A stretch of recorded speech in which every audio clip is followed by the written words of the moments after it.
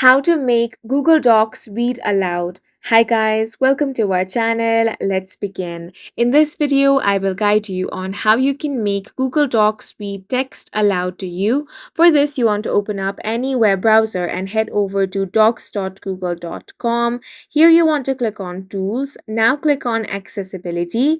Check the box that says Turn on Screen Reader Support and click on the OK option. Next, you want to open up Chrome Web Store.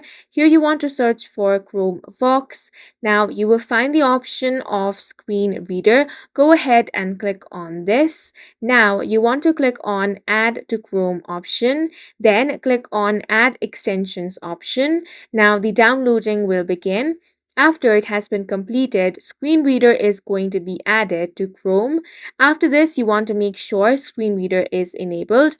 Now head back to Docs and click on the Accessibility option. Click on Verbalize to Screen Reader and then click on Verbalize Selection.